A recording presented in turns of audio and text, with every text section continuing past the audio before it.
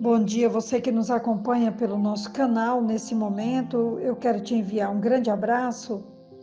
E durante todo esse mês em que estamos falando sobre a família, com tantos desdobramentos e com tantas necessidades dentro da vida do dia a dia da família, eu estive pensando hoje sobre enfermidade, a morte, porque muitas vezes a enfermidade leva à morte, nem toda a enfermidade leva, mas algumas levam, e também tanto a enfermidade como a morte fazem parte da vida da família. E eu entendo pelo trabalho do meu ofício, né, de pastora, e que tantas vezes eu lido com a morte, com sepultamentos, com cultos fúnebres, que as famílias elas não gostam nem de pensar no assunto. A verdade é essa. Nós não queremos falar do assunto da morte, nós não queremos pensar que ela pode bater na nossa porta, mas a verdade é que a morte é certa e também que é certo que um dia ela bata na nossa porta familiar. E pensando nisso, então, hoje a nossa reflexão é uma humilde tentativa de nos alertar, nos acordar para o fato que, quando a morte chegar na nossa casa, na nossa família, nós precisamos estar preparados e preparadas.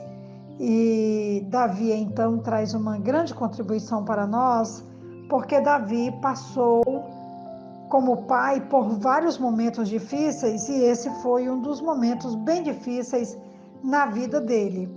Segundo Samuel capítulo 12, a partir do versículo 15, nos diz assim: Depois que Natã foi para casa, o Senhor fez adoecer o filho que a mulher de Urias dera a Davi. E Davi implorou a Deus em favor da criança. Ele jejuou e, entrando em casa, passou a noite deitado no chão.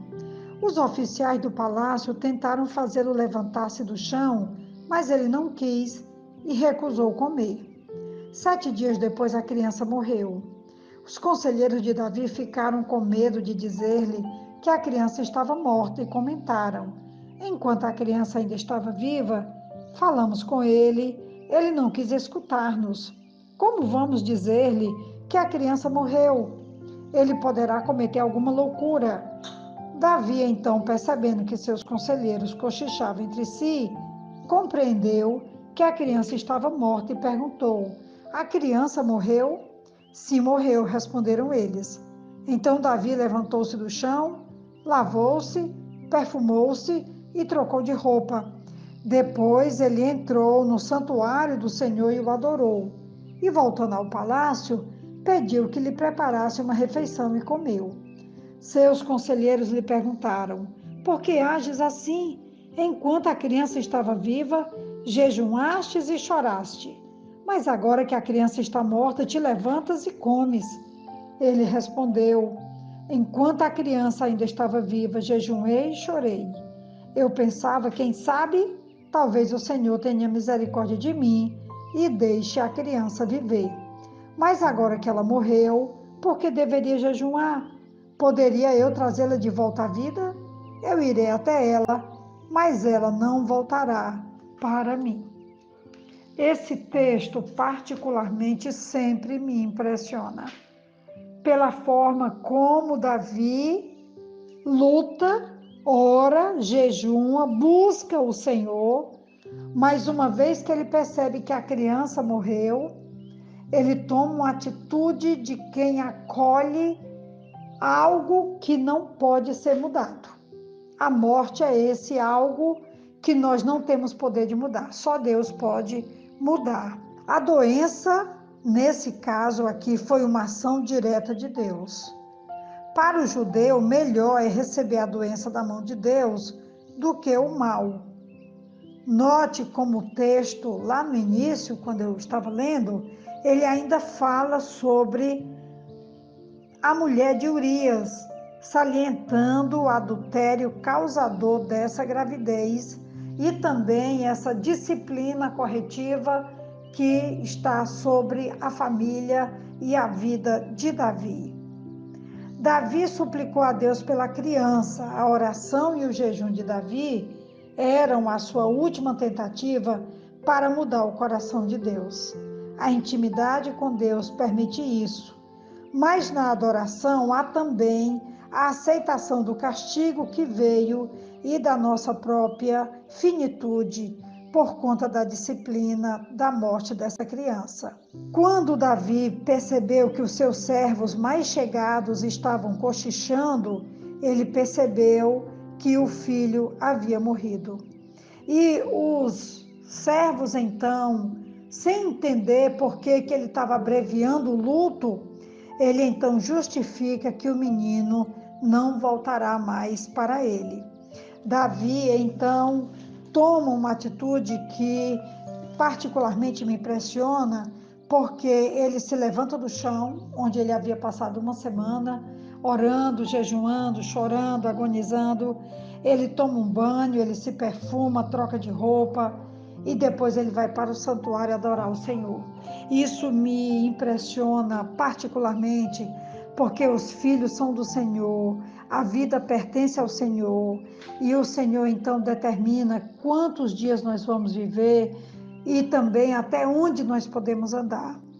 Isso é que é o mais difícil de acolher a morte dos nossos familiares, porque nós não queremos entender que o Senhor está nos presenteando com um determinado tempo de relacionamento com essas pessoas, ou essas pessoas conosco, porque também dentro da nossa finitude, nós também podemos morrer antes que os outros, né? O natural é que um pai seja enterrado por um filho, uma mãe seja enterrada por um filho, mas muitas vezes uma mãe, um pai enterra um filho, como foi aqui no caso de Davi, e não pôde ser mudado porque o Senhor preferiu agir dessa maneira.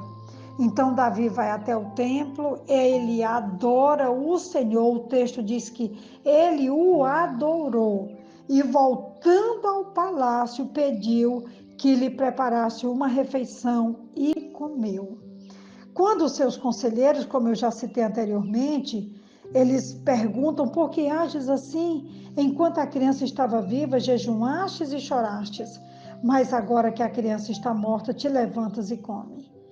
E ele responde: enquanto a criança ainda estava viva, eu jejuei e chorei. Quem sabe, talvez o Senhor tenha misericórdia de mim e deixe a criança viver. Mas agora que ela morreu, por que eu deveria jejuar? Poderia eu trazê-la de volta à vida? Eu irei até ela, mas ela não voltará para mim. É uma atitude sábia, é uma atitude sensata e uma atitude de quem está com a finitude, quer dizer, sabe que não pode ir além do que realmente pôde ir e fazer.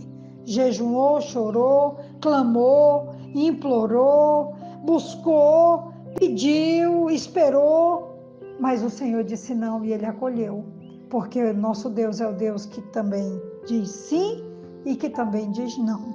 E nós precisamos acolher isso em nosso coração e também com a nossa família. O assunto de hoje é duro. Falar sobre morte na família, falar sobre disciplina, consequência, muitas vezes de escolhas equivocadas, é muito duro e dói muito ao meu coração ter que fazer. Mas, independente da dureza, da tristeza, faz parte e eu quero tratar isso com naturalidade, ou toda a naturalidade possível para se tratar de um assunto tão doloroso que é a morte dos nossos familiares ou da nossa própria. Que Deus então nos ajude a nos preparar, a ficar atentos, a aproveitar os relacionamentos, o dia a dia e saber que se tivermos mais um dia uns com os outros é presente da parte do Senhor, porque Ele é bom, generoso, fiel e justo. Que Deus nos ajude e também nos ajude a entender esse assunto tão delicado. Quem nos pode ajudar é o Senhor sempre. Que Ele assim faça. Quem vos fala é a pastora Betinha, da Igreja Batista Esperança. Que Deus nos abençoe. Amém.